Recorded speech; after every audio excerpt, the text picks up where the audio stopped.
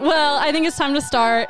I'm Kat. I'm Hayley. And this is Night Classy, the podcast where two teachers unwind, sip wine, and discuss topics we wish we could teach at school. What are we drinking, Hayley? We got a Boda box. It's an award-winning wine that is eco-friendly, portable packaged, and pairs well with everywhere. Okay, that is not improper grammar. That's what it says. Yeah. Literally pairs well with everywhere. Yeah, and we got some feedback on our... First of all, thank you so much, everyone who took our listener survey. But we got a piece of feedback that said, like, elevate your wine choices. And to that, I just want to say, donate to us on Patreon because we're too poor to elevate our wine choices. Also, elevate education funding in the U.S. Okay. How about we don't base education funding on property taxes? 100% agreed. But I also don't want to throw shade at whoever said that because, like, they were saying it in a good-natured way.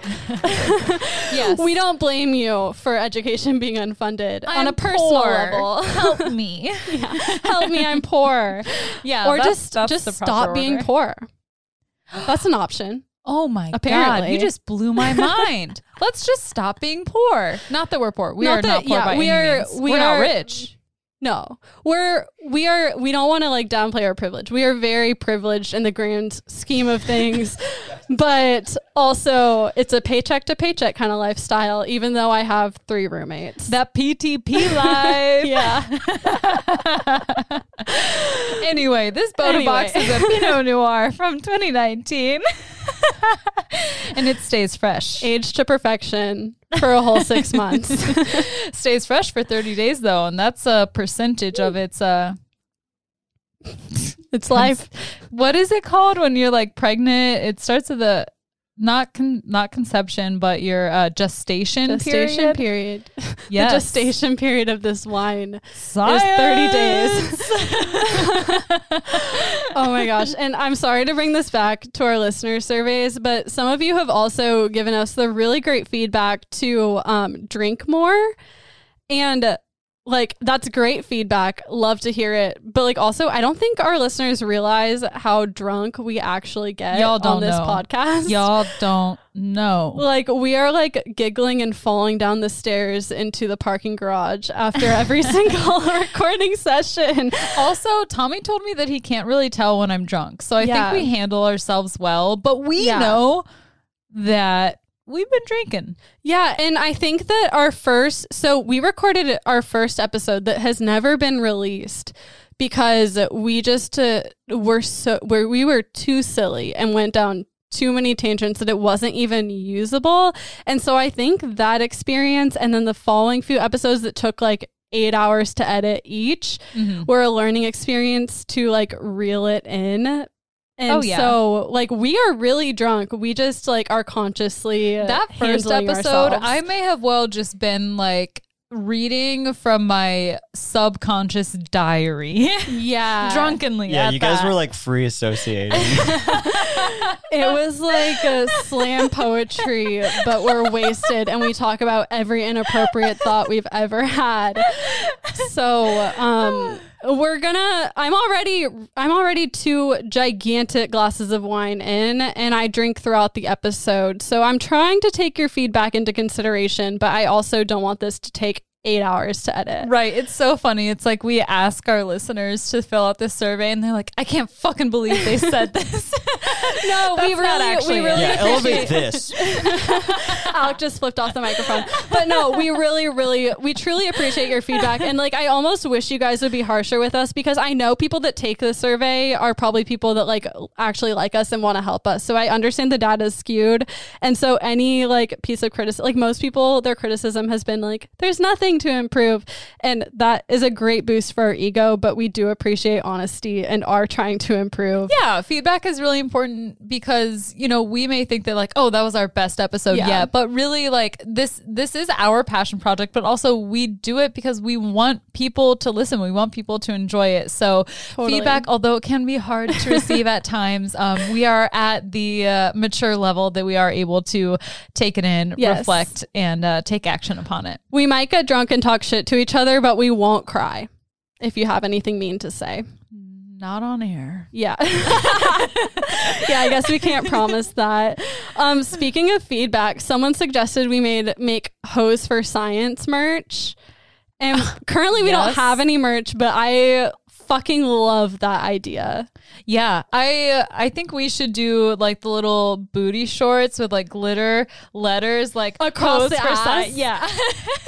We should get a matching crop top. We should get jumpsuits like Louis Vuitton Hose for Science. Okay, donate to us on Patreon so we can fund Louis Vuitton jumpsuits. No, not actually Louis Vuitton, but I'm like thinking like Mean Girls-esque. You know what I mean? Juicy couture sweatsuits that say Hose for Science across the ass. Faux name brand because PTP. Yeah, we can just buy the like Juicy J like zipper and stick them on the generic velour sweatsuits that we buy from Amazon. We can freaking walk into one of those stores and just ask them, or even just buy one of the bags that they put the stuff in after people buy it, and then take like the handle that always has like the name of it on it, and then just like make that the like pull strings for like the jacket. That was a hack I saw on Instagram, so I cannot take credit. Not a bad idea. That's a great idea.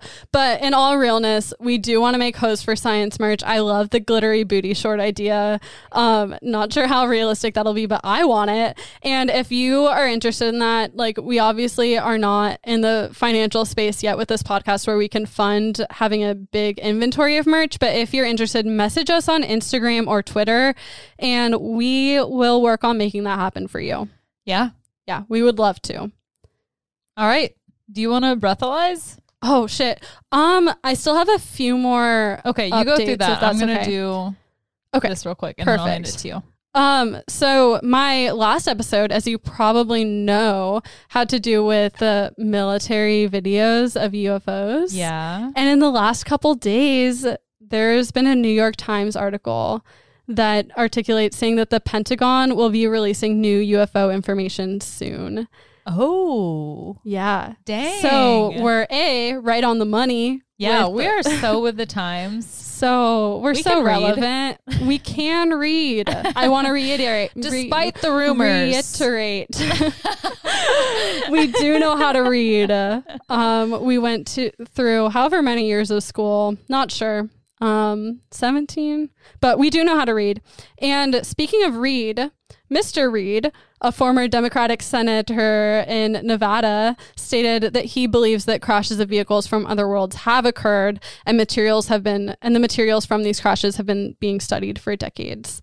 And he was on record in the New York Times article. He's also a senator in Nevada, which, hello, Area 51. Bum, bum, bum. So he knows his shit. So stuff is happening. He's from Arizona. He knows. He's from Nevada. But yeah. Okay. Obviously, okay. Let me also state that while you were saying that, one, I don't know exactly which state Area 51 is in. Secondly, I was breathalyzing and I was not listening. Okay. See, you guys, we really do drink a lot. And I have just like another bullet point about this. I've been watching the new Unsolved Mysteries that's been put out on Netflix. All of them are amazing. Every single episode. But there was an episode on UFOs. God. Wow. This is going to be a wild ride. The government trying to censor you. They injected a microchip into my blood through vaccines. I don't know. Vaccines and birth control. Yeah. The devil's medicine. Just kidding.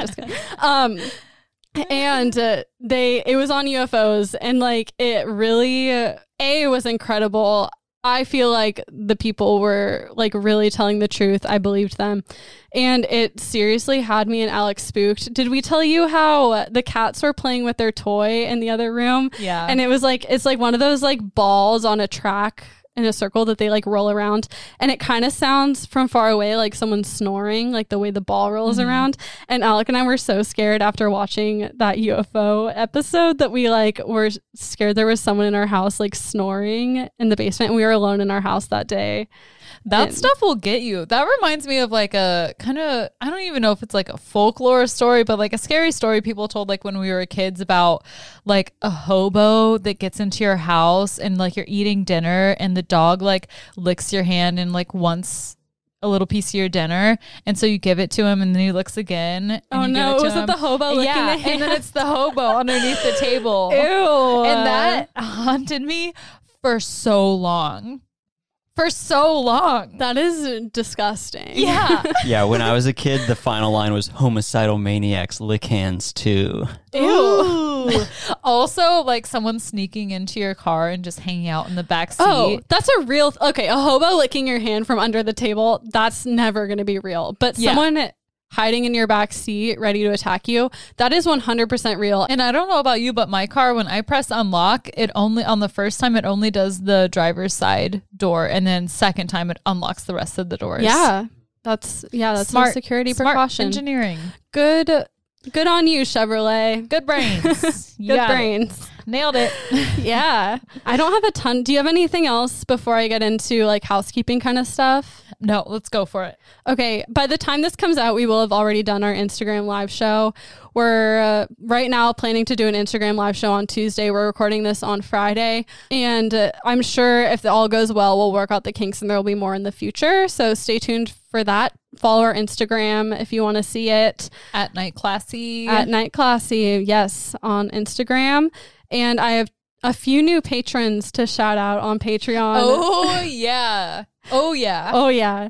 Alex's family are just absolute angels sent from heaven above. And they, like, his mom and dad, Susan and Rob Ogg, donated $10 a month, and so did his sister Cameron. So I just want to express my appreciation. Thank you guys so much. Thank you. We appreciate it. It just fuels our passion even more to have people that like we know and love backing Night Classy. Yeah. So thank you. Really, truly thank you. You guys did not have to do this. Like, I know they support us because I know they listen to all this nonsense, and I just appreciate that they went that extra step. So thank you guys. Yeah, thank you, Mom, Dad, and Cam. And if you guys want to be like them, you'll get the new Night Classy Patreon supporter sticker. It is so sick. It is yellow. It pops. It's cute. It's so classy. Cute. It's very classy. And shout out to our roommate Kelly, who made us like these amazing Night Classy wine glasses. I love it so much. It sparkles and the font is so cute. Oh, gosh. And it's custom. So I feel like a boozy. It's custom. Boozy and bougie ass bitch. Ooh, I love that. Boozy and bougie. We need to put that on a t-shirt. Yeah, we should. Someone take a note. Quick. Yeah, go. Alec, write that down. But yeah, they're so cute, and they're not currently merch, but we've been talking about making like another Patreon tier at like $15 a month where you will get one of these custom wine glasses. And so I hope that's something people are interested in because it's in the works. We're really trying to improve. We've been having business meetings, which has been cool. Staff meetings. I don't know if we're staff though. We are all three running a business. I wouldn't consider us staff. Who are we working for? The people? We're working for ourselves. Exactly. Business meeting, I don't know. Makes it feel a little dirty. Sterile. We're not trying to be dirty, but we do just want to make this podcast the best it can be. And that includes expanding our Patreon and expanding our merch. So yeah. We have staff meetings. We have business meetings. We have family meetings. Yeah, we have roommate meetings. Life is exhausting. Yeah. So much going on right now. Not at all. But yeah, big things are coming. And thank you. That's all I have to say. I guess I need to breathalyze. Yes, Hayley, you do. Take it away. Riff some stuff into the mic while I breathalyze. Okay, so I am on, is this my second glass? Yeah, it's my second glass. The breathalyzer is not turning on. Oh, yes, it is. Okay, there we go. Okay, so I blew a .138, which also I want to talk about how this breathalyzer is kind of whack because there have been times where I have drank proper grammar, much less, and probably scored about the same. So this breathalyzer, please take it with a grain of salt. It kind of became like a fun thing for us to decide who's going to go first and second with our lessons. But it's quickly turned into this thing that seems to be totally random. It counts down. Yeah. How did we get back to doing this on the air? What did we... We forgot. Twice, this is the second time. I know. I'm sorry. 2 strikes. Next week, if we do it again, we're out. Yeah. All right. So after much struggle with the breathalyzer, I blew a 0.166. And I blew a 0.138. So I am most definitely muy drunk. I lose. Twice the legal limit to start. Yes. And again, we are drunk for these. You may not know because we're so good at hiding it. But yeah, also don't discredit the breathalyzer. It is inaccurate, but the amount that we drank is not. Yeah. It is quite a lot. So I'm going to first of all apologize before jumping into this. I'm drunker than normal. I'm sorry. And yeah, so we're just going to start. So Hayley. What? Did you know that you can control your dreams? Yeah, I've done that before, actually. Ooh, I'm excited to hear your experience. And so I'm going to talk about controlling your dreams, aka lucid dreaming. Yes! I'm so glad. I'm so glad you know about this too, because this is going to be way better if you can chime in. Yes. Oh my God, I'm so excited. Yeah. And this was actually, it was so weird. I have like this huge Google Doc of all the topics I want to do. And this was on there, but like buried because there's so many topics. And my brother texted me this week and he was like, hey, like you should do lucid dreaming on your podcast. That's on my list too. Oh, I'm sorry. I'm sorry to take it from you. I didn't even realize it was on because I almost went to look because when I did this, I thought I took notes of it, but turns out I did not. But yeah, what it pulled up was my night classy topics. I mean, you'd probably do better at this than I will because you're a psychology major, but so bear with me. Please chime in with any extra information you have. I'm so excited. Okay, let's do it. And so my sources, also thank you to Foster. That's my brother's name. Shout out. And my sources are Wikipedia, dreamstudies.org, theluciddreamer.com, medicalnewstoday.com, healthline.com, ranker.com, Reddit, YouTube, user Cybersangha, and webmd.com. And so if you aren't like Hayley and you don't know, a lucid dream is, quote, a lucid dream is a dream where the dreamer is aware that they are dreaming. During a lucid, oh my God, you guys, I'm really drunk. Dream. During a Picture loser this. dream. You're in high school. You have pimples and no friends. And you show up naked to third period chemistry. Everyone's looking at you. Which might happen in a lucid dream, but then you could spin it. Yes. But a lucid dream is basically a dream where the dreamer may gain some control over the dream characters, the narrative, and the environment. However, this is not all necessary for a dream to be described as lucid, but in this lucid dream, you're aware that you're dreaming, and in that way, you have some control over what is happening in your dream. Mm-hmm. And so in recent years, practicing lucid dreaming and sharing your experiences online has become somewhat of a trend, I feel like I can say. And research on sleep and lucid dreaming has also become popular like pretty recently within the last 20 years. Mm-hmm. And so this trend is happening, but the scientific community did not recognize lucid dreaming as a thing until 1978. Lucid dreaming unintentionally and as a practice is nothing new. So the scientific community was late to the party, but this has been going on like unintentionally probably since humans were a thing. Back. Yeah, way back. But as far as like verifiable documentation, it emerged as an idea around 1000 BCE. Okay.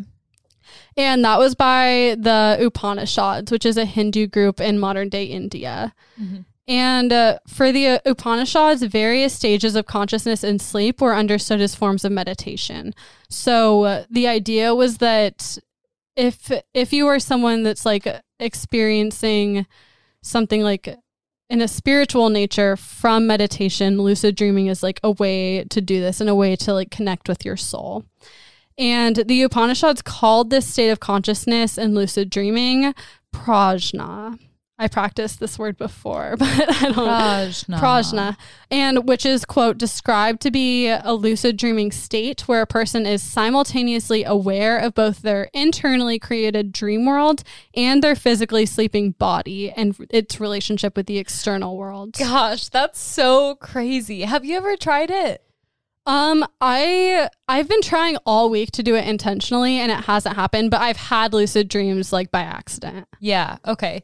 And I don't know if you're going to talk about this or not. So if you are, just stop me. The military has like released things, or like soldiers have released things about how like they've been taught how to lucid dream. Did you see anything about that? I didn't research that, but if you know anything about that, you should definitely say it at the end. Okay, go ahead.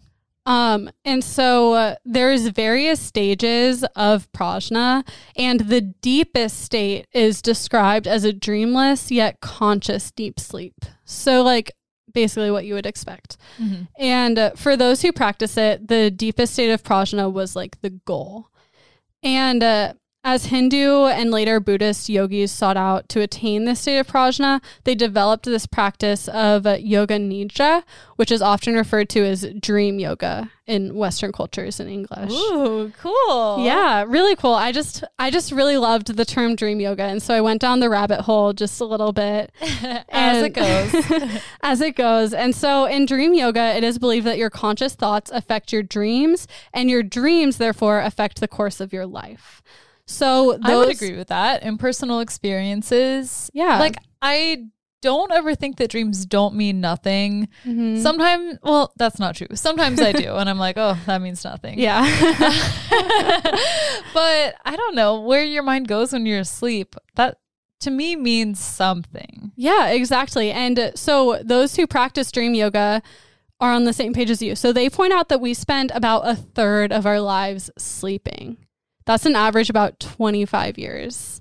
Wow. And so they don't want to waste those 25 years. They believe you can be doing something purposely to improve your soul and improve your life while you're asleep. That sounds exhausting. That is not why I go to sleep. I mean, yes, it can be exhausting, but like you're also still getting your full night's sleep. You're just, and it doesn't have to be something like that you have to put a lot of effort into. So I watched this YouTuber called Cyber Shangha, and he basically says that through dream yoga, one will recognize their limitations, learn how to surpass those limitations, and discover one's most inner potential qualities and be able to enhance those qualities through dreams and into their everyday life. So he says that one way to practice this, like on its most simple form, is to go to sleep meditating on a feeling.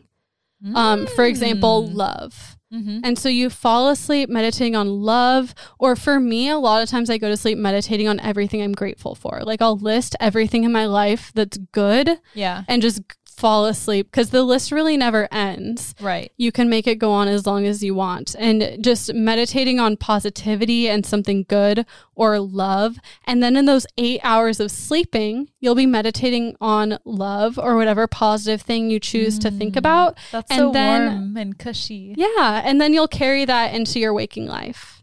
Very cool. Yeah.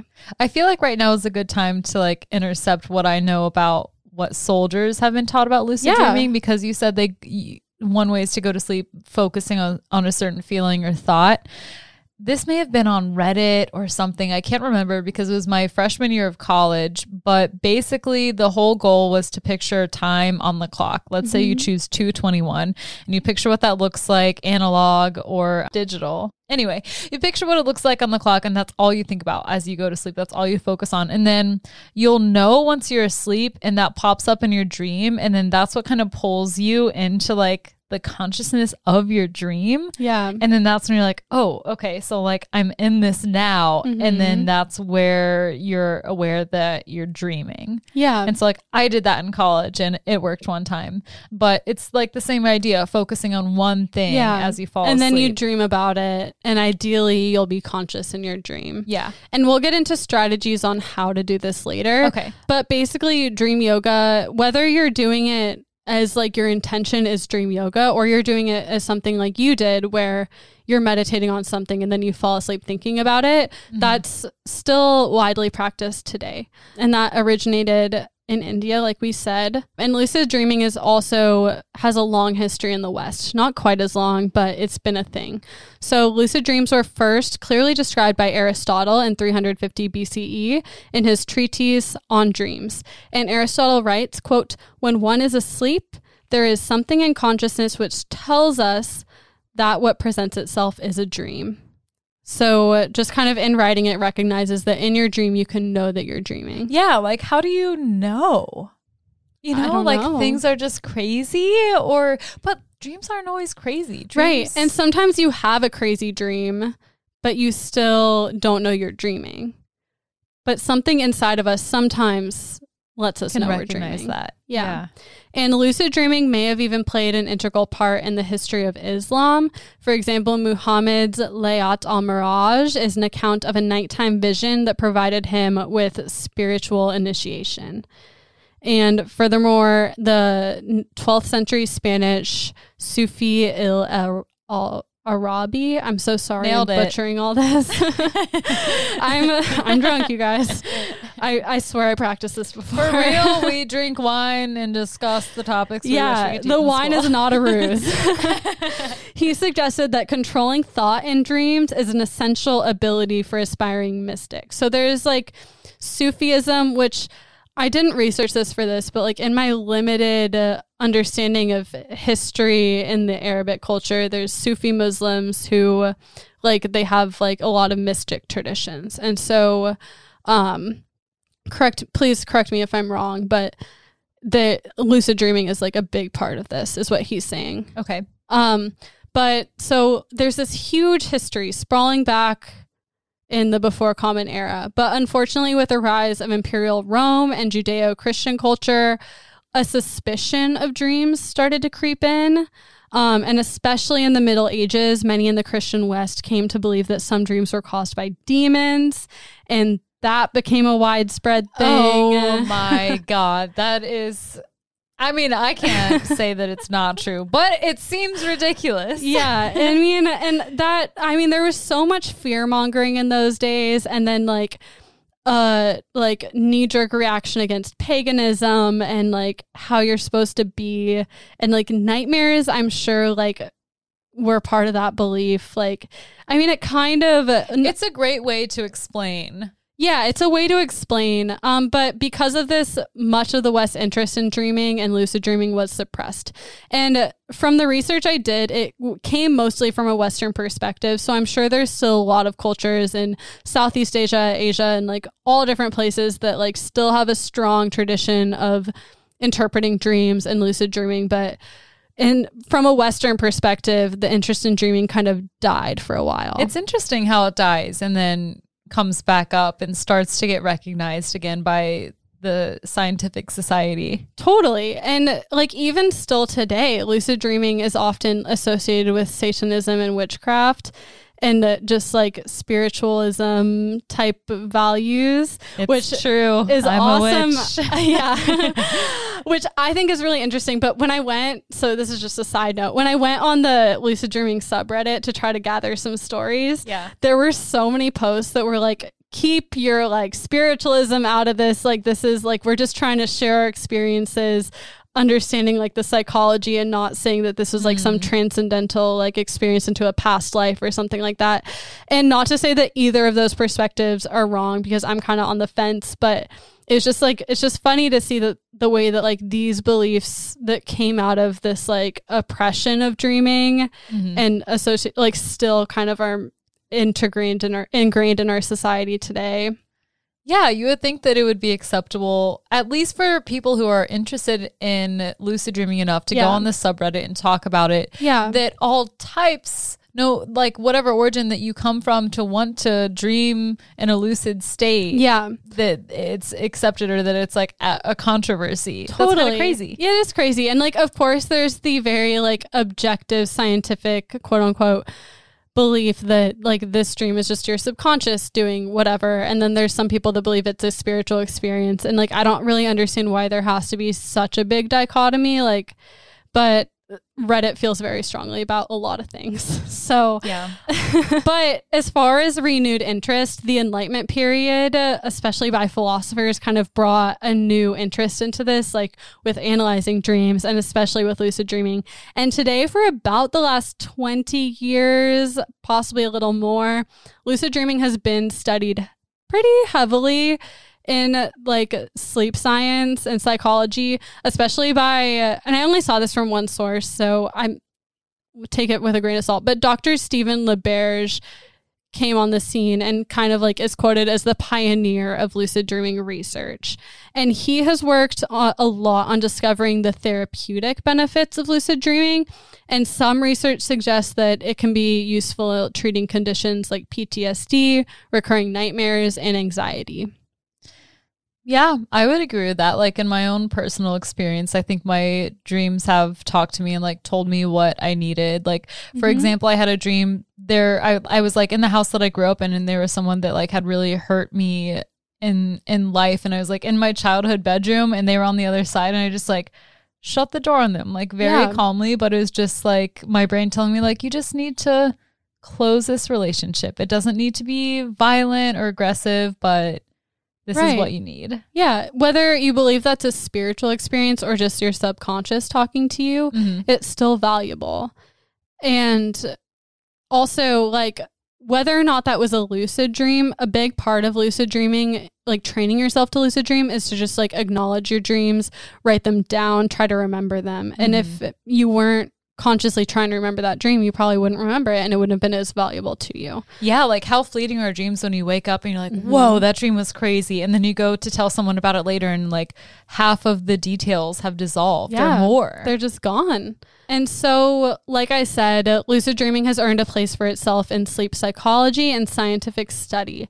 And so I have a huge list of bullet points of just like things that scientific research has found out about lucid dreaming. Ooh. And feel free to interject. Bear with me. It's just a huge list of facts. I love how you're like, correct me if I'm wrong on some like thing that I would have no idea about. Okay, you acted like you were an expert, so I'm not. No, I said that I lucid dreamed once. Okay, when I said correct me if I'm wrong, I also meant whoever is listening to this, like, let us know. Let us know, because I don't want to say, like, I'm totally open to being corrected, because A, I'm drunk, and B, we only have like 48 hours to research and become an expert on an entirely new topic, which we love, but we're not going to know everything. So bear with us. And so some things I've found that these scientific studies have found is about 51% of individuals have experienced a lucid dream in their lives, which to me seems low, because I lucid dream all the time. I'm not trying to, but like when your alarm goes off and you're fading in and out of sleep, like I can control my dreams. Yeah. You can just like dip back into a dream that you were just in. Yeah. I also think that maybe that number might be inaccurate, because some people may not know that they're lucid dreaming. They may not recognize it. Yeah. And I don't know exactly how this study was conducted. Right. But what I imagine is they put people to sleep, wake them up, and then ask them questions. And like dreams are highly subjective, and how you answer questions is highly subjective. So it's very difficult to get like good stats on something like this. Yeah. My next stat is that about 20% of people experience lucid dreams about once per month or more. Okay. Which is a good amount. Cool. Yeah. And I don't lucid dream anymore, but during the school year when I was waking up at 5 a.m. to an alarm and then snoozing it several times, and I was like in and out of sleep in that time, I experienced lucid dreams all the time, because you're in that like halfway state.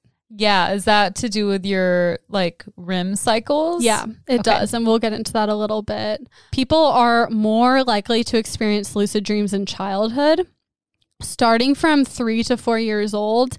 And then the chances of lucid dreaming decline in adolescence and like really start to decline after the age of 25. Is that attached to brain development? Probably. Like, I think just when you're a child, you're more open and have like a more active imagination. So that probably has something to do with it. Yeah. Also, I think about like when you're a child, you're forming so many new connections between your neurons. Yeah. And I think that creates a lot of activity, which may, and this is all just me speculating, but you know, that could give you a lot for your brain to work on when you're sleeping. Definitely. And then studies have also found that some personality traits correspond with one's likelihood of lucid dreaming. Oh, cool. That's so interesting. Yeah, isn't that cool? And Tell me more. The two main personality traits that like increase your ability to lucid dream are openness. So an openness to especially suggestion, like also which ties into like how likely you are to be able to be hypnotized, or just open to new ideas and new feelings, new emotions. And then also neuroticism, which is a personality factor that presents as strong moods, especially anxiety and depression. Okay. So if you're kind of all over the map emotionally, you're more likely to experience this. And then it sounded like two of their like theories was that agreeableness and like friendliness would contribute to this, but it turns out those do not. So how agreeable and friendly you are do not correspond to lucid dreaming, which is interesting because I kind of feel like how open you are kind of ties into those things, but I guess in their study it did not. I think to me that's different because openness has to do with ideas, but being friendly has to do with people. That's true. And those are two different things. That's a really good point. And then most often, like you were saying, lucid dreaming occurs in the REM cycle of sleep, which is when your most other dreams occur. And contrary to popular belief, I didn't research this or put it in my notes, but when I took psychology, like the REM cycle is not the deepest cycle of sleep. The deepest cycle of sleep is when you like are dead to the world, like you don't have any dreams. And then REM is kind of like as you are waking up. Yeah, because REM stands for rapid eye movement. And that's like also where like there's something like on Twitter where a lot of people have talked about like their boyfriend like twitching or their partner twitching as they fall asleep. Like it's the same thing. Yeah. So it's not your deepest sleep. It's as you're falling asleep. And that's also the best time to wake up. So if you can schedule your alarm to go off while you're in REM sleep, that's and it happens about every 3 hours. Yep. To my knowledge, give or take. It's a 90-minute cycle. Oh, okay. Yep. Thank you. I'm glad we have a psychology major on hand. I'm glad I remember my knowledge from college. Yeah. So you go through these stages of sleep where you're really deeply in sleep or like you could be waking up. And when you're at your most shallow layer of sleep, your consciousness is kind of awake and you start to have dreams. And so lucid dreaming also occurs during this stage. And then people with narcolepsy also have a higher likelihood of lucid dreaming because they have so many disturbances in their sleep. They go through REM cycle a lot more. So like they'll wake up and then fall asleep and then they're in REM cycle and then like they don't have as long of a cycle in between REM stages. And that's also damaging to your health and your brain because sleep is so important because when you go into deep sleep, it's the time for your body to recover and give your brain a rest. And so people with like narcolepsy and people who don't sleep or can't sleep for as long as what your body requires, that can really have a negative effect on your body. Yeah. Totally. And then also it's been shown in studies that lucid dreaming is actually more closely related to sleep paralysis than regular dreaming, which makes sense to me because in sleep paralysis, your mind is like awake, but your body is not. Yep. And you're also still dreaming because you can have hallucinations, but your body is totally dead to the world. Yeah. And that's really scary. We'll have to do a totally separate episode on sleep paralysis. Do you remember that time in the fall where Yeah. So basically what happened was in this dream, it wasn't even a dream. I can't really even remember that, but it just felt like when I was sleeping, the air was being sucked out of my body. Like I could not breathe and sleep. And I woke up and I was out of breath and I couldn't breathe. And it was like, it felt like there's this huge thing like sitting on my chest, just like pressing the air out of me. And my mom, who's like a big believer in like mystical things, was like, it was a sleep demon. Like it was that type of deal. But that's like a big folklore thing. Yeah. But it's like, it's sleep paralysis is what that was. Right. Yeah. Sleep paralysis. And I mean, there's always going to be that huge dichotomy of like, whether it's something spiritual or something psychological, and it's just a whole bag of worms. But anyway, also diet and meditation have shown to be a big impact on one's likelihood of lucid dreaming. taking vitamin B corresponds to a higher ability to remember dreams, which I didn't know. So if you take a vitamin B supplement like 30 minutes before going to bed, you're more likely to remember your dreams. Do you know what foods are like rich in vitamin B? No. I don't know what vitamin B is, but if you want to remember your dreams, take some. There are supplements for it. And then general dream recall is the strongest predictor for lucid dreams. So if you're able to remember your dreams anyway, it'll be easier for you to be able to lucid dream. I feel like I can barely remember the basic things in my day-to-day life. I have to write everything down. So are you someone though that wakes up and you know what you're dreaming about? Yeah, for a moment, and then it slips away. Yeah, totally. And side note, but I kept a dream journal for a while where as soon as I'd wake up, I'd write down my dreams, and it fell off the mat for a while. And then like in preparation for this episode, I started doing it again. But because I haven't been waking up to an alarm because it's summer break and I've been sleeping in and then waking up naturally, it's much harder to remember my dreams. Because when I kept the dream journal, it was like every day I'd write like 3 paragraphs about my dream when I was waking up to an alarm. You were like pulled out of your dream. Yeah, pulled out of my dream. I could remember it. And now like I struggle to write down like a couple sentences. Do you remember your dreams, like going back in your dream journal and reading over it? Or are you like, oh yeah, I remember that? No. And that's the weird part. It's because I wasn't keeping my dream journal for like a good year. Wow. And then I pulled it back out to start recording my dreams this week. And I was reading over these dreams like, oh my God, I had no idea where this came from. Yeah, it was really interesting. It was fun. I recommend keeping a dream journal. It's great.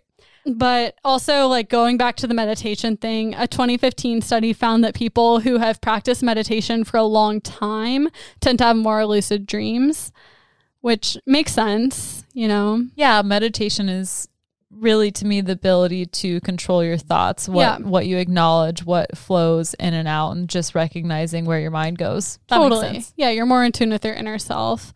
I wonder, what is that like?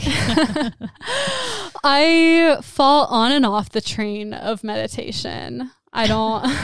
I took this whole class about mindfulness in college, and we had to read this book. It was like an 8-week book. Like each week you had a new task to do, and it was all about meditation. And I did not read the book, and I like fudged the entire paper. Like I got an A in my course, I will say. Typical college. Right. Yeah. I just like, I took a class on meditation, didn't do any of the work, and I got an A. Nailed it. Go to college, kids. Okay. And so my final bullet note for this chunk is that as far as what happens in the brain that produces lucid dreaming, scientists like aren't totally sure. They have some ideas, but like research has only been a thing for this for like a couple decades. I can't imagine they're ever going to be able to be like, this is what causes lucid dreaming. You know, I mean, I'm sure they will someday, but it's just so new. Like there have been things we've been studying for hundreds of years, and then this that we've only had a couple decades to really recognize. It's just hard to imagine. Yeah, it is. And so scientists are still unsure what kinds of brain mechanics are even related to regular dreaming. That's still kind of a mystery. But what they do know is that during lucid dreaming, there's an increased activity in the dorsolateral prefrontal cortex, the bilateral photopolar prefrontal cortex, the precuneus, and the inferior partial lobeus, and the supramarginal gyrus. Yeah. Wasn't that fluid? Lucid speaking. And these are all parts of the brain related to higher cognitive functioning. These are all parts of the brain that do something. And that's my lesson. They all do something. And my supramarginal gyrus isn't working right now because I can't speak. So they all have something to do with, like I said, higher cognitive functioning. This includes attention, working working memory, planning, and self-consciousness. Right. It's in no part of the lizard brain, which essentially just requires the basic necessities for life. This is like evolved parts of the brain that create dreaming. That's so cool. Yeah, it's really cool. So that also, just side rant, makes me wonder like if like lower animals like lizards and fish like can have dreams like this. I don't know about dreams, but I think a big misconception among fish, at least goldfish, is that they have like a 10-second memory span. They do not. They have a much longer concept of memory. I don't even know what I'm saying right now. Yeah, but they're smarter than people think. Yes. Like I had a goldfish who he was so sweet. His name was Picklefish, and I could like put my like finger at the top of the tank and he'd come up and like kiss my finger, and he was just like, he was a friend. Yeah, they can be trained. Yeah, they can. They're smarter than we think. And so during a lucid dreamer's dream, the level of self-determination and the ability to act on their free will were similar to what they experienced while awake. Although during regular dreams, these abilities are much lower. So the mind, to me, what that was saying is that the mind is closer to being awake than it is to being asleep. Yeah, I think that describes lucid dreams. Mm-hmm. And so one more note, while you have more control in your lucid dreams than regular dreaming, you're not able to control every aspect of your dream most of the time. I mean, maybe some people can, but like you really only are aware that you're dreaming and can control some stuff. I think that lucid dreaming really mirrors life, and that you cannot control everything, but you can control yourself and your reactions. Yeah. And sometimes you can control other things, but it's not like you're planning, like especially when you're talking to other characters in your dream, you're not planning what they're saying.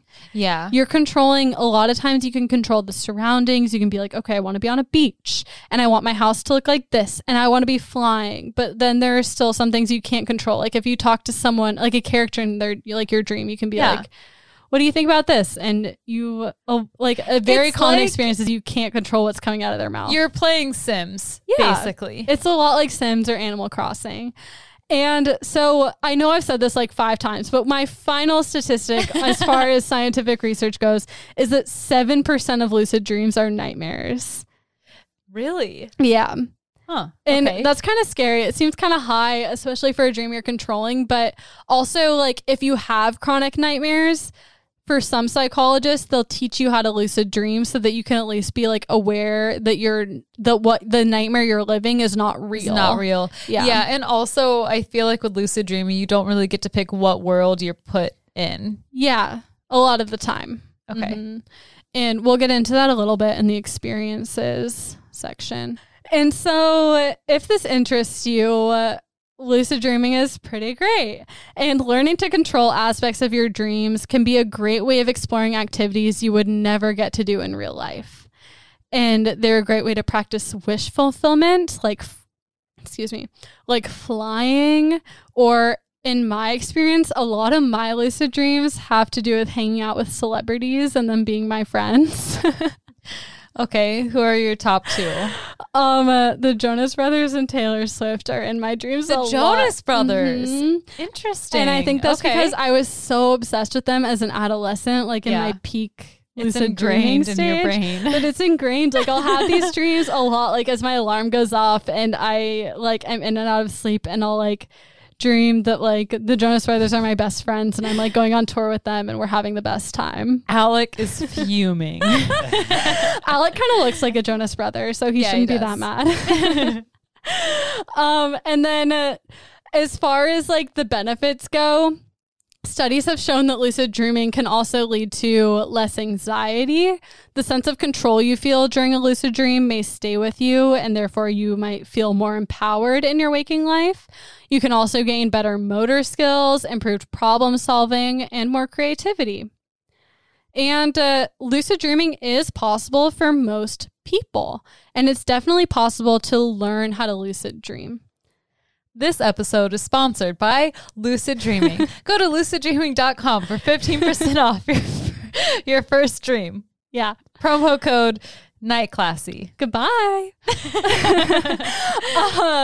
But yeah, so I have here some lucid dreaming strategies, and what they are designed to do is help you regain or maintain consciousness after you enter REM sleep. And one of the most prominent practices is called reality testing, which trains your brain to recognize your own awareness. And so to lucid dream, you need to be able to recognize your own awareness in your dream. Some people need this in real life when they're not dreaming. Or they need to realize that other people are aware of their actions. That they are not the only ones in the world. If you're confused, real life is not a dream. And other people are impacted by your choices. So choose wisely. And so if you're trying to lucid dream and doing reality checks, you train yourself to do this while you're awake, which helps you remember to do it while you're asleep. So throughout the day, you need to basically ask yourself, am I dreaming? Check your environment to confirm whether or not you're dreaming. Notice your consciousness and how you're engaging with your surroundings. And then by making this a habit in your waking life, you'll better remember to do this during your dream. And so there's some strategies on how to do this because it's kind of subjective. Like if you just like walk around, am I dreaming? It doesn't necessarily mean that you're like really recognizing if you're dreaming or not. So I've been doing this for the last week. Ooh, cool. And basically what you can do is you set an alarm that goes off every 2 to 3 hours to help you remember to do these checks. And then there's a list of ways to do these checks. What I did is I pushed my opposite hand against my palm and to see if it would go through my palm. So if your fingers go through your palm, you're dreaming. And if they don't, you're probably awake. Otherwise, probably. Or you've been severely injured. I can't. You were shot through the hand and then, no. Shot through the hand. Lucid dreaming to blame.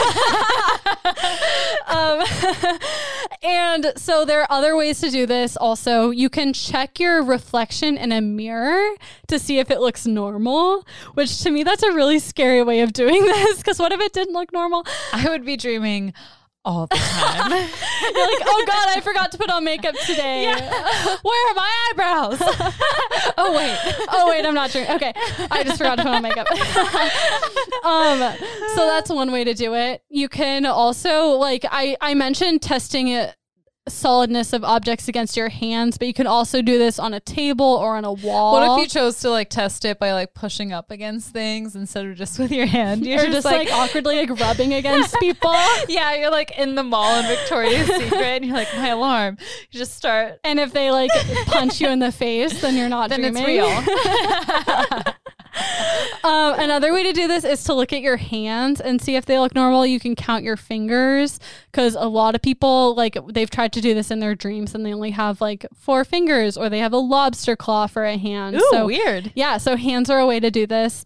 You can also look at a clock because according to this source, if you're dreaming, the time on a clock will constantly change. Whereas in real life, it just changes second per second.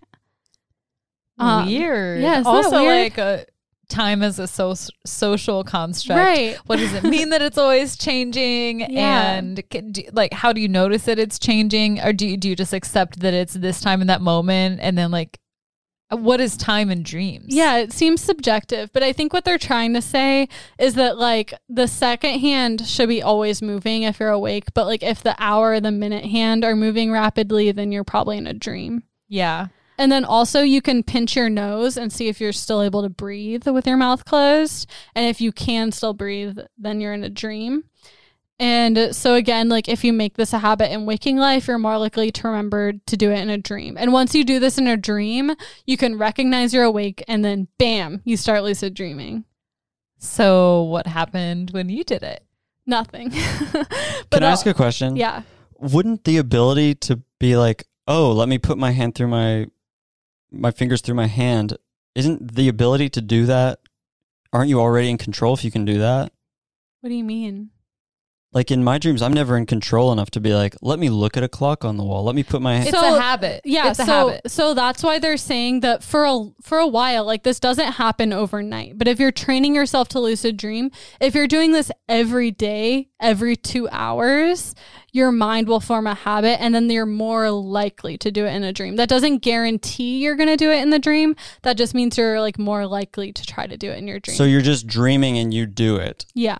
Just like how in your waking life affects your dreams. So if you work at an office job and you're really stressed out about deadlines, you're likely to dream about it. Just like if you make it a point to test your consciousness in real life, you're more likely to have that carry on into your dreams.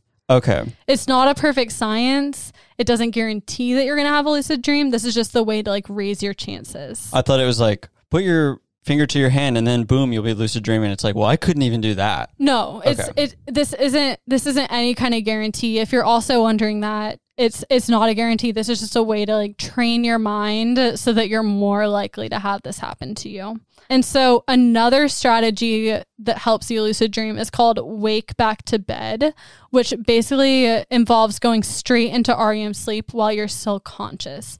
And the way you can do that is by setting an alarm for 5 hours after your bedtime about. And so you go to sleep as normal. And then when your alarm goes off, you stay up for about 30 minutes, but like try to do something really quiet, like reading where you're not looking at a light. So your mind kind of stays in that sleepy mindset, and then you fall back to sleep. And so that way you're more likely to go straight into REM sleep while you're still kind of conscious. And then you're more likely to lucid dream because you'll be half awake, half asleep. And then, yeah, you'll be in that half and half state where you can do this more easily. Another strategy is called the mnemonic induction of lucid dreams, or MILD as the acronym. And so where this is done where you, as you fall asleep, you think of a recent dream. And especially you can identify what they call dream sign. And that's something irregular or strange in a dream. So you think about a dream you've had and you think about like what was in that dream that was weird that wouldn't happen in normal life. And then as you fall asleep, you can start having that dream again. And then you'll be able to recognize you're in a dream by seeing like, oh, like I'm breathing underwater, just like I did in that other dream. And that's how I know I'm asleep, and I can lucid dream from there. Because as soon as you're like, you know you're dreaming, it's so much easier to lucid dream. That's kind of like the tipping point. That's really cool that the dreams, you can connect them in that way. And that makes sense, but I'd have never thought of that. And this especially works if, like we were talking about, like if you like are setting snooze alarms, you wake up from your dream and you're like, okay, in this dream, I had a dog that was talking to me and we were eating ice cream. And like eating ice cream with your dog doesn't mean you're in a dream. But if your dog is talking to you while you're eating ice cream, that means you're in a dream. So you're more easily able to enter into that same dream as you're like in the middle of waking up and going to sleep from it. And then if your mind, as you're like falling back into the dream, the dog starts talking to you and you're like, oh yeah, this is a dream. Life is but a dream. Yeah. I talk to my dog all the time. The dog that I don't have. Yeah. But if the dog talks back, especially if it's the dog you don't have, you're in a dream. And then a major piece of advice, if you're interested in lucid dreaming, is keeping a dream journal. So keeping your track of your dreams makes you more aware of your dreams and more likely to recognize dream signs, and be more likely to just like consciously remember your dreams and be able to know that you're in a dream. Like it's just practicing being aware, basically. And then another strategy I have is called Wake Initiated Lucid Dreaming. The acronym is WILD. And it is believed that WILD helps your mind stay conscious while your body goes to sleep.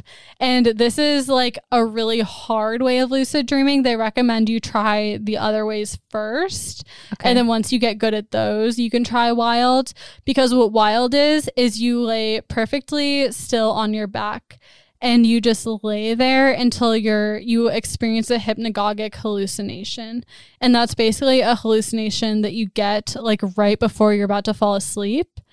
And I got these a lot as a kid, but I don't really get them anymore. But it's like something that happens. Like, I feel like in my experience, the most common one is falling. Yeah, I was about to ask if that was one of them. I did read an article that hypothesized that the sensation of falling when you're dreaming comes from our very deep roots within evolution about living in trees, and that if you fall, you need to wake up immediately to save yourself. That's interesting. But that could if that is true, that hypothesis, that could be a hallucination. Yeah, I mean, it's still, it's like a hallucination that's maybe like buried in our subconscious for generations, but it's still a hallucination that you get right before you're about to fall asleep. And I mean, that one would be particularly difficult to lucid dream with because it wakes you up. Yeah. But one that I had as a kid was like during Halloween time, and my mom convinced me that there was something called a Halloween witch that would visit me every night and give me candy if I was good and not give me anything if I was bad. They need to create basically Santa Claus for every season just to make sure kids stay in check. That's exactly what my mom did. It was like every season had a way to control me. It was not her. It was not her. And so I was simultaneously like so glad the Halloween witch existed because I wanted candy, but also terrified that a witch came to me every night and gave me candy. And so I clearly remember having a hypnagogic hallucination where I heard a witch laughing into my ear while I was falling asleep. That's terrifying. I fucking heard it. I 100% heard it because it was a very clear hallucination, and I was terrified. Did you tell your mom about it? No, because I was scared of the Halloween witch. But that's an example, is that you can have these hallucinations. And I mean, if you're really good at hallucinating, lucid dreaming, which is the idea before you try this strategy, the idea is that instead of getting scared and waking up, you'll realize that this is a hallucination and be able to dive straight into a lucid dream. Okay, instead of getting like so spooked that you wake up. Yeah. Okay. So, and I'm sure not all of these hypnagogic hallucinations are scary like the way mine have been, but I mean, oftentimes they are. And so the goal is not to wake up from it. It's to be like, oh my God, this is something that wouldn't happen to me while I was awake. I must be dreaming. And then be able to go from there. And you can probably channel that too within a dream. Just like if you're having a nightmare, like, oh my God, this is probably not real life. Totally. Let me check into this lucid dream. Yeah. And I think there's a lot of factors at play. You can't do that every time, but if you can, that's a great way to segue into a lucid dream and then turn it around for yourself. Yeah. And so another tip I have is melatonin and taking melatonin and wearing a sleep mask, because wearing a sleep mask, having it totally dark, also boosts your melatonin levels. That will help you lucid dream because your REM state will be more defined, I guess. And do you wear a sleep mask every night? I do. And I take melatonin. Every night? Yeah. Okay. I've become dependent. I love melatonin. Me so too. much. Me too. It's great. I took 2 last night. What milligram? They were 5 milligrams each. So I took 10 milligrams of melatonin. Okay. But it knocked me out. I was up at 3 a.m. still wide awake, and I was like, okay, something's gotta give. You need that melatonin. I was like, I need fix. to wake up no later than 11 so I can start researching. We're dependent on melatonin, face mask.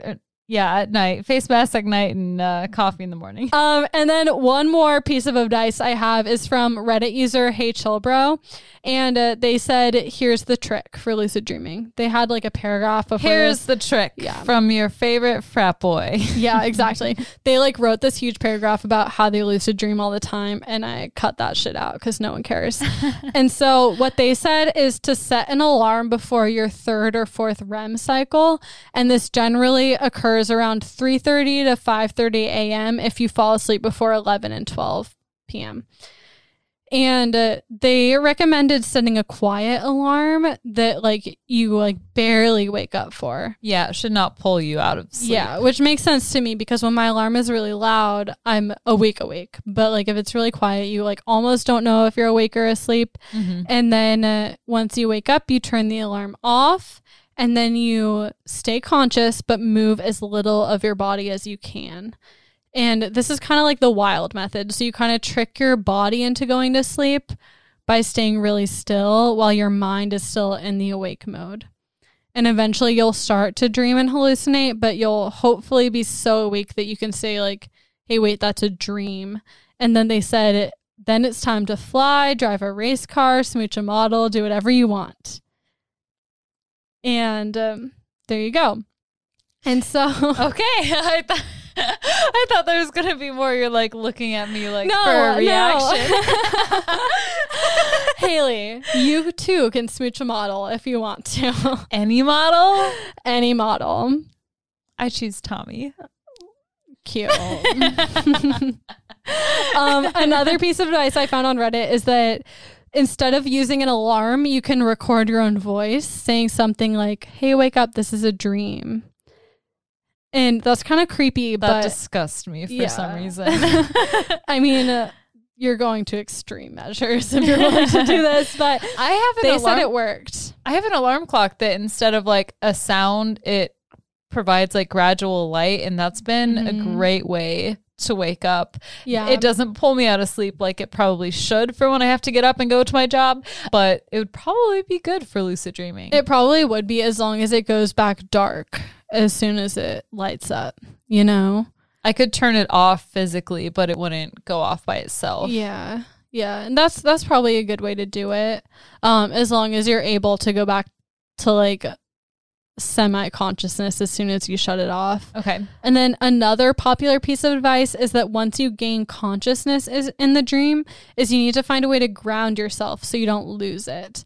So a lot of times when you gain consciousness in a dream, you'll wake up, or you'll lose clarity, or you'll lose your consciousness. And can't have it all. You can't have it all. And so like you'll wake up in your dream and then somehow it'll go away. But a popular way of grounding yourself is to crouch down and put your hands on the floor. And people say as soon as you do that, as soon as you touch the floor and like take that action step of touching something, your dream becomes more real and you have more control. Okay, so that was about all the information I have. So really quickly before we're done, I just want to share a few people's experiences that they've had while they're lucid dreaming. Cool. And so I have one from Reddit user Colin Macus, and he said that, or they said that once I had a lucid dream where I was a baby gorilla, and there were about a dozen other baby gorillas staring at me because they knew I was an imposter. Oh my God. That's how I feel in everyday life. Yeah. And that is social anxiety. Basically. And then another one I have is from KD from Fort Lauderdale, Florida. And they said, I had a fear of death, but cured it through a lucid dream. I was walking through a hell-like environment and realized that this could not be as I was asleep in my bed. At that instant, I was stabbed in the back. Feeling the pain, I decided to see what dying would feel like. I felt myself in a catatonic state. I willed my dream soul to depart from my dream body. It was a strange feeling to see my dream body beneath me. I also had a sense of an all-pervading peace and calm. I said to myself, if this is what dying is like, it's not so bad. And from that day forward, I had no fear of dying. I even remained calm in life-threatening situations. That's really cool. I've always been interested and fascinated by death. Yeah. It'd be very interesting. Yeah, and dreaming is a way to kind of confront that reality.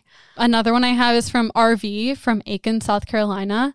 And they said, I discovered in high school that I was a lucid dreamer when I learned that I could study complicated mathematical and geometrical problems before going to bed. And I discovered that I was able to solve these problems when I was awakened. This phenomenon followed me through college and medical school. When I was in medical school, I began to apply my sleep-solving abilities to medical problems, quickly running through these questions of the day and usually finding useful solutions or useful additional questions in the process. Even today, I will occasionally wake up at 3 a.m. in the morning and call the hospital to order a special laboratory test on a problem patient, the possible solution of which occurred to me in a lucid dream. At this point, the greatest use to which I've been able to put this facility is in the practice of surgery. Each night before retiring, I review my list of surgical cases, and I actually practice these cases in my sleep. I have gained a reputation for being a rapid and skilled surgeon with almost no major complications. This surgical practice has allowed me from the very beginning to constantly review the anatomy and refine and polish my technique by eliminating unnecessary motions. I am presently able to perform most major complex procedures in 35 to 40% of the time taken by most of my peers. That's incredible. Yeah. He's an alien and he was breastfed. Or she. Yeah. And then I have a few scary ones. Do we want to take the time to read them? Okay, I'll just do this one really fast. So the one scary one that I have is from Reddit user Dan Banana, and it says, I woke up while deployed in Iraq, and at the end of my bed was a small girl in a white dress. Harmless enough, except after a couple of seconds, her face kept pulsing from large to small. When it pulsed, she looked like a demon, just staring at me. I could not move. I could not move a muscle. Eventually, I managed to break from the sheer will and kick her face. Only my foot met thin air. And so lucid dreams can be useful. They can help you come to realizations and overcome fears, or they can just be straight up terrifying. And I hope you enjoyed my lesson. And let's hear a quick break from our sponsors, and we'll be right back.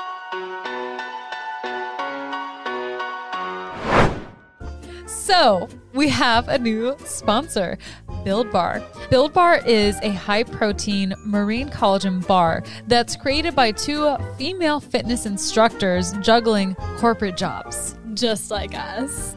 So Build Bar is the cleanest high-protein bar on the market and keeps your body full with 16 grams of protein from marine collagens and plant protein.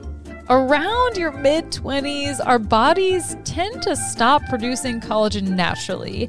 And these girls just created the most convenient, delicious way to keep your body strong and youthful. Plus, it makes the best quarantine snack because it tastes like dessert but is gluten-free, dairy-free, soy-free, and has no processed sugars or inflammatory ingredients that make you feel heavy or bloated.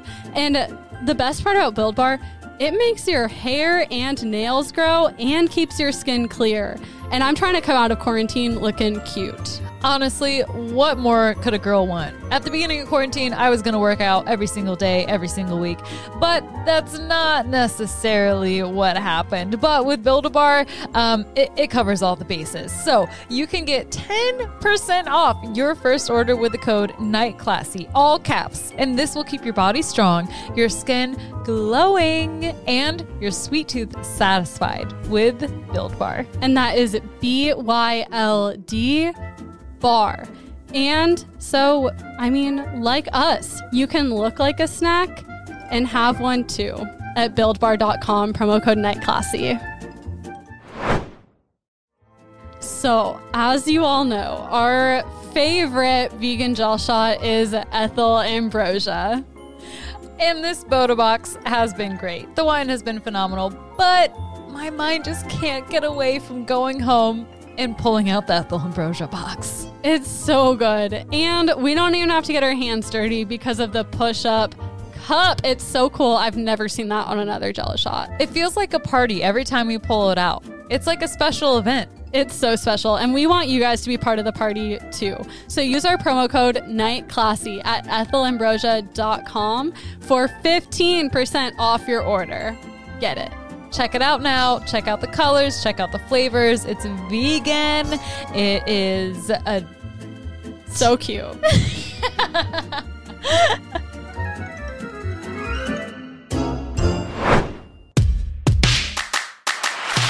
All right. So I love a good conspiracy theory as much as you do, but it's been kind of become clear to me that America is rather susceptible to them. Oh my God, I know. There's so much I could say right now. I feel like the air is polluted by this like heavy distrust and conspiracy circling around and creating this like huge divide, not only amongst like political parties, but also like way down. It trickles down like all the way to families. Yeah, and I like what you said about divide, because it's perfectly reasonable to be skeptical of certain things, but when you're using that skepticalness, for lack of a better word, skepticism to purposely spread misinformation and create a divide over something that should be apolitical, that's what gets my blood boiling. Absolutely. And so I am going to teach on Wikipedia's #1 top read yesterday, which was July 23rd, 2020. It topped out at 309,800 searches. Okay, so I'm going to teach you about QAnon and the psychology behind why people believe in conspiracy theories. Okay, that's 100% amazing. And I've seen, so just before we start, so obviously the whole child sex trafficking scandal has been a huge point in the news. And a lot of it is real with Epstein and whatnot, but QAnon has hijacked it and created something insane. QAnon has not only hijacked it, QAnon has been around for like a little while now. Well, yeah, but they are using this to their agenda. Absolutely. So QAnon, obviously, like with it being Wikipedia's #1 search this week, it's extremely popular. And so in short, QAnon is a far-right conspiracy theory that supports this secret plot led by the deep state that's against Donald Trump and his supporters. So they believe there's a deep state that's against Donald Trump. That's the conspiracy. Yeah. network. Well, basically, QAnon has evolved to be a collection of conspiracy theories. Okay. And so QAnon conspiracy comes from an original poster on 4chan in 2017 going by the username Q that eventually evolved into several posters and has gained followers across many platforms. And so it's not really an organization, more so it's like a group of people that have rallied around a movement. Really, I see it as a cult. Yeah. The FBI has classified QAnon as a domestic terror threat, as cases of violence and planned violence have been just inclining rapidly. And so QAnon started on 4chan, but it has spread to all social media platforms. They even have merchandise ranging from like their Great Awakening coffee to bracelets with chains that you can add to it. I cannot express my level of hatred for this group. And a lot of it reminded me, it would be like a great segue from the Proud Boys, because it seems they really share a lot of Proud Boys, ideas. incels are highly tied to QAnon and 4chan. And there are a lot of really religious roots and vocabulary that they use to their advantage. And so I'm going to go over the QAnon beliefs. So Q, this original poster on 4chan, he's anonymous. He, she, they is anonymous, and they've put themselves up to be like kind of like someone who's possibly part of the military or within the intelligence system in the US, who has basically seen things and is now exposing the truth. Also, I hope you guys know that I've seen Hayley do a lot of air quotes with her fingers, which is not depicted on the podcast. But I tried to change my voice a little bit. Yeah. Should I say air quotes? I don't know what you should do, but I'm just watching you do air quotes, and I feel like maybe what you're saying is not depicting the air quotes. I'm going to be doing a lot of air quotes, so try and keep up. Maybe just say it, don't spray it. Fine then.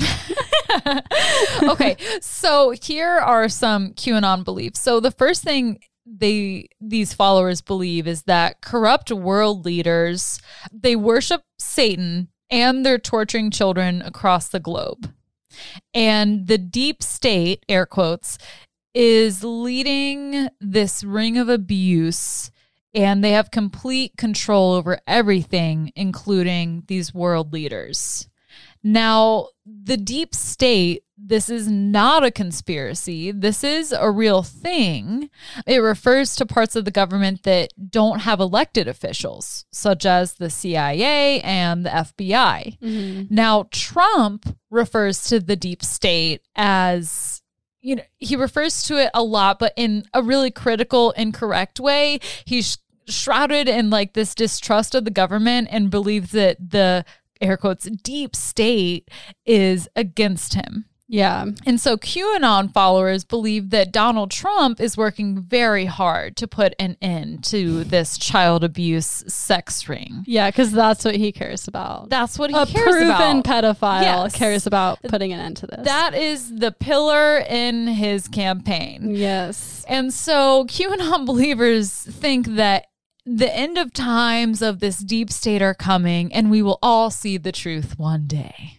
Just like Jesus coming down. Yeah, it's the Great Awakening. Yeah. That's what they call it. Mm-hmm. And so to follow Q, air quotes, you must, first of all, you have to reject mainstream institutions. You have to ignore government officials, and you have to hate the press. Because the media is controlled by these Satan-worshipping, child-abusing politicians. Okay. And so obviously, you come to the conclusion as a Q follower that Donald Trump is the savior. So what I don't understand is how they're talking about reject the press, reject government officials, and then their savior is a government official who is endorsed by many sects of the press. It's because a lot of conspiracies, they're not based on facts, and you have to reject facts to buy into conspiracy theories. And so it just creates this cycle. It just seems like an insane thing to buy into when they're telling you, I mean, I know I'm preaching to the choir. Yeah. I'm getting a little high blood pressure aggressive, not toward you, but just toward all of this. You should have seen me doing my makeup after I finished this, because like I texted Tommy and I was like, I just feel like crying after researching this. Yeah. Like it made me so sad and so anxious, and like I've just been like a ball of stress in my research. This was not my original topic. I changed last minute last night when I saw that this was the #1 search app in Wikipedia. It needs to be talked about, especially because right now they're taking this stance of there's a global pedophile ring. We need to take this down, which no one is against. Like no one is for. I mean, majority of people are not for child sex trafficking, so theoretically everyone should be involved, and so they're appealing to people's like ethos, but it's just a divisive tactic that's being used for their own agenda. They're and it's taking disgusting away from they don't care about children, they care about their political agenda. And the election is coming up very soon. And so Donald Trump is their savior, and he knows all about the evil that's going on. In fact, he was elected in order to take them down. And so his platform, he really thrives on publicly questioning known facts. And so like one of the first things that he started to do before his campaign even came about was that he rose up enough suspicion about Obama and his birthplace, like him being not born in the US, which is not true. And just saying that like he's born in Africa, which makes him according to US law, unable to be president, but that's not true. And highly racist. Extremely racist. There's a powerful black man. He must be born in Africa, and it's just ridiculous. And it's wrong. Despite documents proving his birthplace in Hawaii. And so most recently questioning the COVID-19 pandemic, or should I refer to it as the plandemic? Air quotes. Okay? Air quotes. And so all of these believers subscribe to these beliefs, the Great Awakening, air quotes. They believe that the truth will be revealed. A lot of them believe that the pandemic is this time. It's the time that the fight between good and evil is finally coming to a close, and we're all going to be exposed to the truth. And something extremely dangerous about these people is that anything within this realm of conspiracy, anything can be explained away with this group since none of their beliefs are based on factual evidence. In fact, it's like the opposite. Yeah. And so the initial like inciting incident for QAnon was PizzaGate. Have you heard of PizzaGate? Okay, perfect. Oh, girl, my hometown loves this conspiracy. I see 8 posts about it a day. Oh yeah. My God. Okay. Well, for those of you who don't know, you're about to know. And there are many more violent acts that have come about from this group, but I'm just going to cover the first one for time's sake. So Comet Pizza Pong is a pizzeria in Washington, D.C., and they were suspected to be the location of child kidnappings and human trafficking. A lot of families went there, they ate pizza, they had a great time. And so this conspiracy came to be when WikiLeaks released emails between John Podesta, a former White House chief of staff, and at the time was the chair of Hillary Clinton's presidential campaign. So emails between Podesta and the restaurant's owner, James Alefantis.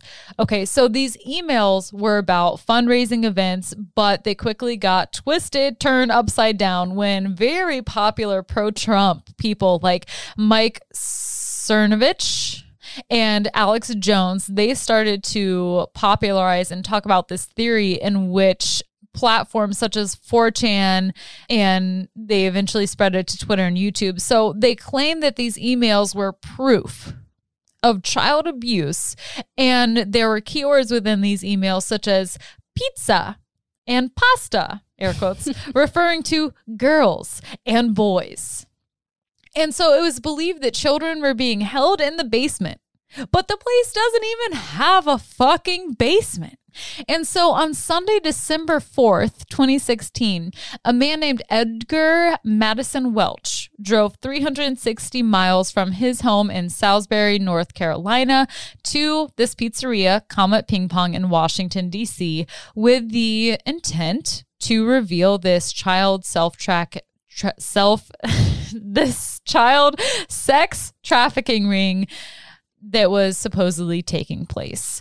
So before he did this, he tried to recruit 2 others on this mission. His text revealed that he was willing to sacrifice, I quote, the lives of a few for the lives of many, and that they needed to fight, I quote, a corrupt system that kidnaps, tortures, and rapes babies and children in our own backyard.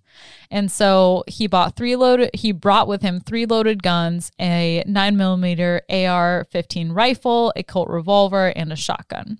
So he's loaded up. Yeah. And so I'm sorry. It's just so sick that they can take something that, of course, people would be outraged by, and rightfully so, like abusing children, and then just manipulate them into fighting for a cause that is not real.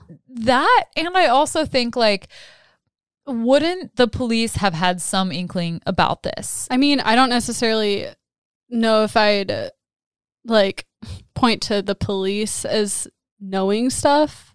That was a terrible sentence, but like I don't know if the police are like the main source of trust that I would have, but it just seems like if something like this were going on, I don't know, it just seems like not rooted in fact. What I was saying was that if it was rooted in fact, the police may have some inkling of that, and these people, which I may assume are Blue Lives Matter type people, would have trust in that. And so why do they have to go on this vigilante type mission where he's walking into a family pizzeria strapped with 3 separate guns, a fucking rifle, a weird rumor he saw online. Yeah. And so he walks into the restaurant toting a bunch of guns, not exactly discreet.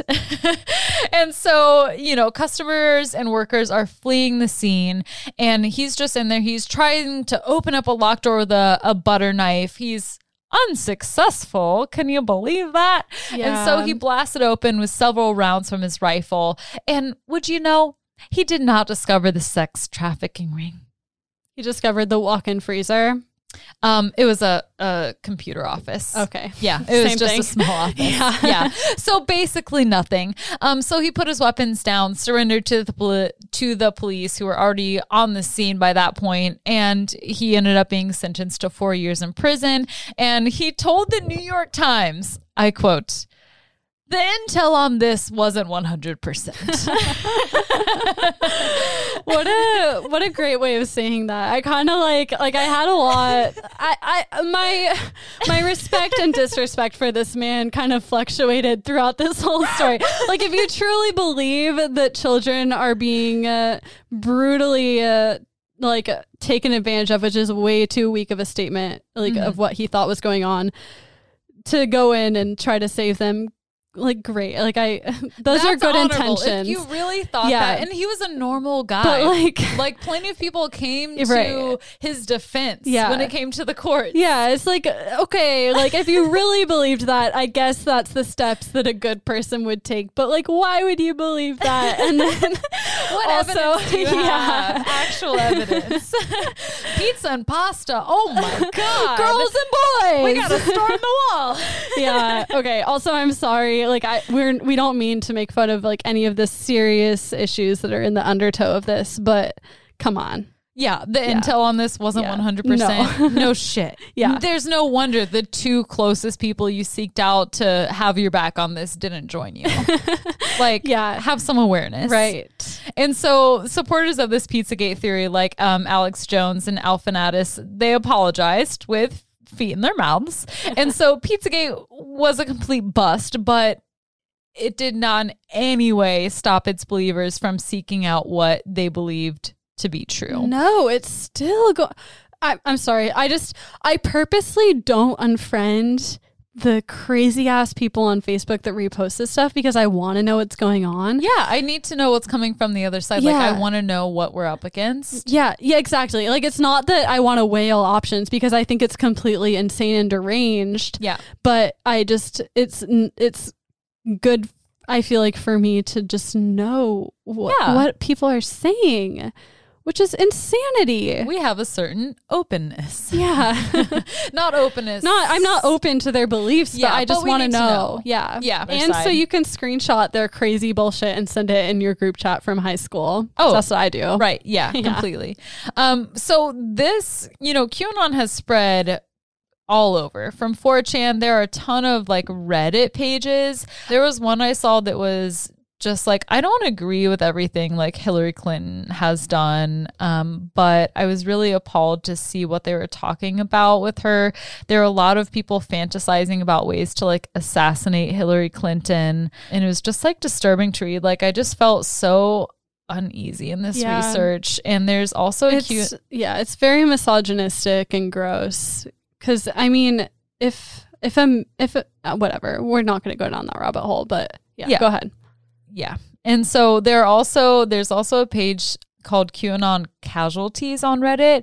And it's basically people talking about family members that they feel they've lost to this conspiracy theory. One man has him and his wife have completely cut out his parents because they've totally subscribed to QAnon. And rightfully so, I guess, in a way. You can only educate someone so much. Yeah, and there's not really any arguing or reasoning with people who submit to this. And I think that's what's so heartbreaking is that, you knew them as they once were, but, when somebody falls into this conspiracy, it's just so deep. And so they went completely no contact with them. And then in March, his parents were requesting alone time with his young children, 5 and 7 years old, even after no contact had been clearly established, but they were really pressing to get alone time and saying that they need to talk to his children. That's creepy. Yeah. And then another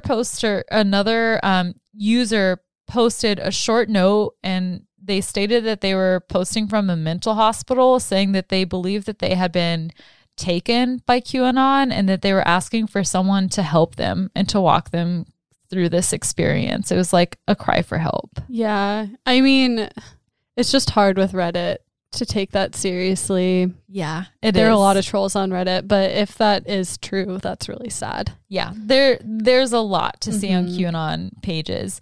And their motto is, where we go one, we go all. And so this is a call for unity towards this movement. It's a hashtag WWG1WGA. And Twitter actually announced on July 21st, 2020 that they had taken down over 7,000 accounts associated with QAnon and will continue to do so and continue to ban Q material from the platform in an attempt to decrease content that will lead to offline harm. And I'm so proud of Twitter for that. That's what they should be doing. But then that fuels the movement, because then they're like, oh, the mainstream media platform like wants to silence us. And that's another huge talking point. Yeah, it's a double-sided coin. Yeah. And also, like, I think about a couple episodes back when I talked about the oversight board with Facebook and about how Facebook decided that they weren't going to get involved with any campaign type thing. And, you know, there's that whole controversial thing going on with, were they involved with the election? But like Facebook's whole stance was that they're like, well, people can decide for themselves if it's truth or not. But Twitter's like, we know this is bullshit and we're shutting it down. Yeah, good for Twitter. Yeah, so it's expected to affect more than 150,000 Twitter accounts. Wow. And QAnon believers also state that you are the news now, I quote, in reference to their like just pure up hate and disdain for the media. And they place a huge importance in searching for, I quote, hidden clues. And they also talk a lot about enjoying the show in reference to the inevitable end times in which we basically will all watch the world burn.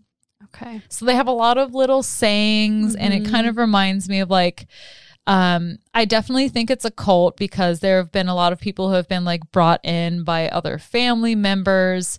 And as of July 23rd, 2020, 67 candidates running for Congress have either supported or promoted QAnon content. Jesus. Yeah. And it's so scary because it truly is a cult. Like, they use brainwashing tactics, like us against them, hidden messages, all those types of things. None of it is based in truth. And you can, like, I feel like a lot of people are really susceptible to this. Like, if they feel self-conscious that like maybe they didn't go get an education and like learn how to check their sources, it makes them feel superior to be like, I know I'm smarter than everyone because I subscribe to this like underground. We'll get to it. Yeah. Girl, you're so right. And I don't want to move on quite yet from these 67 candidates that are running for Congress. And you can check out this article for yourself. It's at MediaMatters.org, and it's updated frequently. These claims about these people that are running for Congress, they're supported with public evidence, and that's in the form of tweets, retweets, profiles with the QAnon hashtag, videos of them talking about their support, photos of them clearly supporting Q at rallies or protests. And in all of the 67 from yesterday, at the time we're recording this, 62 are Republicans, 2 Democrats, 1 Libertarian, and 2 Independents. Yeah. And of course, Donald Trump has retweeted many QAnon promoting Twitter accounts. So someone take Twitter away from that man. Like, to me, if you're a Republican and you believe in your platform, okay. But like, someone needs to be stepping in because there's some instability going on right there. And it's just dangerous. It's also like crazy to think that I'm not just going to write off these people that subscribe to it. Like, right. There are major brainwashing tactics and stuff. Like, I think like, it's an education problem. It is. Yeah. At the end of the day. And so I'm going to segue into this last part of my lesson here, which is the psychology behind conspiracy theories. And so Lantain et al. In 2017 stated that personality traits such as openness to experience, distrust, low agreeability, and Machiavellianism. Machiavellianism. What? I don't know. Machiavellianism. Thank you. I tried to practice it, but I just struggled. Girl, I'm struggling too. We're like 2 bottles of wine in. So all of these traits are associated with conspiracy belief. And they stated that in terms of cognitive processes, people with stronger conspiracy beliefs are more likely to overestimate the likelihood of co-occurring events and to attribute the intentionality where it is unlikely to exist, and have lower levels of analytic thinking. Mm-hmm. And so there are a few last points here that I'm going to make before I sign off. Number 1, conspiracy theories are driven by people, not facts. It is all about emotion. It is so easy to explain away opposing theories to conspiracy theories. And you can't argue with these people because it's not facts. It's all feeling. Yeah, especially when you use something that, of course, any decent person would be so against this thing like child sex trafficking.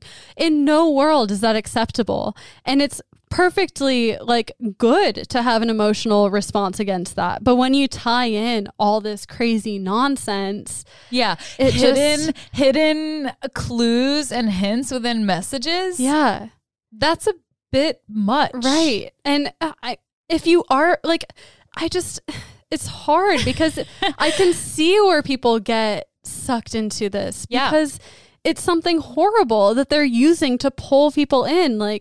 Of course you want to take a stand against this, but you're taking a stand against the wrong thing. Yeah. And then you factor in confirmation bias, where people give more weight to evidence that supports what they already believe, and they ignore whatever contradicts their beliefs. I have learned in the past couple months to not even argue with people. Right. Because when people post this stuff and you say maybe that's not the best source, or you need to wait for real information to come out, you're branded as supporting the opposite side of the coin, which is supporting child trafficking, rapists, which is not at all what it is. It's just taking your sources in stride and trying to understand the undertow of political positioning.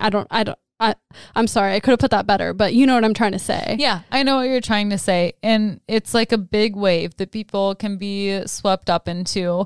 Next, I have proportionality bias. This is just the intrinsic belief that big events must have a big cause behind them. So it was really hard for people to accept that JFK was shot by a person who was mentally ill. Mm-hmm. It's much easier for people to think that he was the victim of this big conspiracy theory that's much bigger than this single instance. Or alone. 9/11. Mm-hmm. Sandy Hook, the list goes on. People just don't want to accept that that's just a horrible thing that happened. They want to think that there's some right. And once you accept that thing that happens, you have to take a look at what can be done to solve these problems. Education, social services. And when you're coming from a nationalistic mindset where your country can do no wrong, it just becomes a whole nother can of worms where you can't accept that there are things to be improved. You just think that there's some evil satanistic outside force that's doing this. Right.